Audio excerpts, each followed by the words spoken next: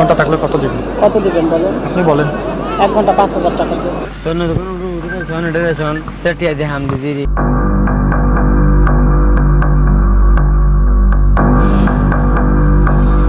সৈকতের সুগন্ধা পয়েন্ট।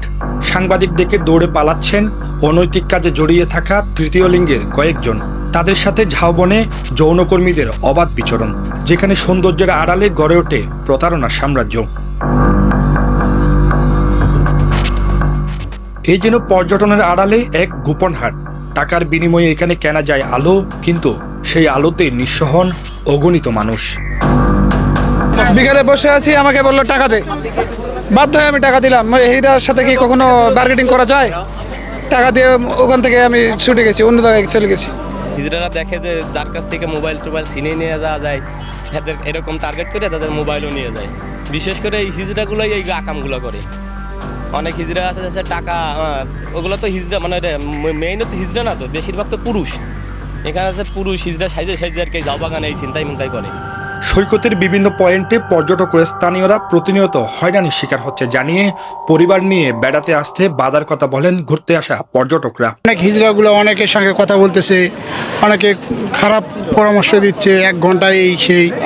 হ্যাঁ, এটা আসলে আমরা চাই না। তো অনেকে ফ্যামিলি নিয়ে আসছে এখানে, হ্যাঁ, তারা বিভ্রান্ত হচ্ছে। ফ্যামিলির সামনে এক বাজে কেউ কোনো কথা যদি বলে, তো সেটা তো কারো ফ্যামিলি নিয়ে আসলে সেটা তো অবশ্যই তার জন্য খারাপ লাগে।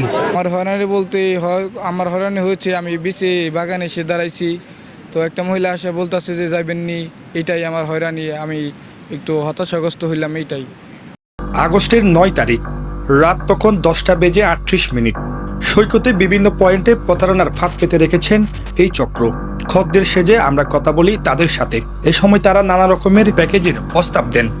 যে গেছে ওখানে অপোজিট হচ্ছে সমুদ্রকান্তা। সমুদ্রকান্তা। 3 জন কত নেবেন? কত দিবেন? 1 ঘন্টা থাকলে কত দিবেন? কত দিবেন বলেন? আপনি বলেন। 1 ঘন্টা 5,000 টাকা দিবেন। এরপর রাজি হলে তারা তাদের নির্দিষ্ট হোটেলে নিয়ে গিয়ে সর্বস্ব লুটে নেন বলে অভিযোগ অনেকের। সেই সূত্র ধরে তাদের পিছু নিয়ে আমরা পৌঁছাই সি গার্ডেন নামক একটি হোটেলে।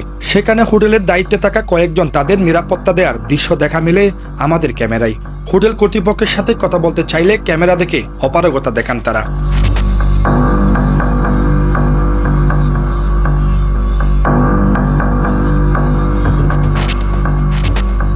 হোটেল মোটেল জোনের Fahim guest house, Samudrakanta, Arman resort, Kohinoor resort সহ বেশ কয়েকটি হোটেলে চলে তাদের এই প্রতারণার ফাঁদ। এই বিষয়ে তাদের সাথে কথা বলতে চাইলে তারা ক্যামেরার রেকর্ড না করা সত্ত্বে জানান স্থানীয় রাজনীতিবিদ, প্রশাসন, সাংবাদিক ও প্রভাবশালীদের আশ্রয়ে এই কাজ করেন।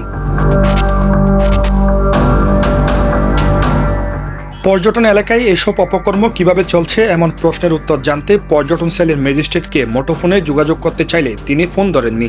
তবে ট্যুরিস্ট পুলিশ জানান নানাভাবে তাদের কর্মকাণ্ড বন্ধ করতে উদ্যোগ নেয়ার কথা।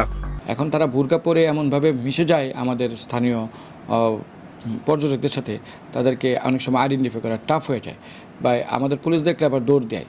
তো আমরা যাদেরকে সামনে পাই তাদেরকে আমরা কিন্তু বিচ থেকে বের করে দিই। থার্ড জেন্ডার কিনা বা ফার্স্ট জেন্ডার কিনা এটা দেখার কোনো রকম সুযোগ নেই। আমাদের টুরিস্ট পুলিশের নজরে আসার সাথে সাথে আমরা অভিযান চালাচ্ছি। অসংখ্য প্রায় আমরা 34 জন ভাসমান, এটাকে বলে ভাসমান অপরাধী, এই ভাসমান অপরাধীকে গ্রেপ্তার করছি।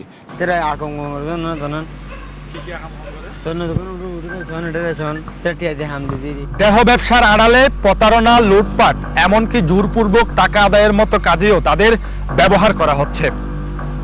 সবকিছু প্রকাশ্যে চললেও প্রশাসন নির্বিকার, নীরব দর্শকের মতো দাঁড়িয়ে আছেন তারা।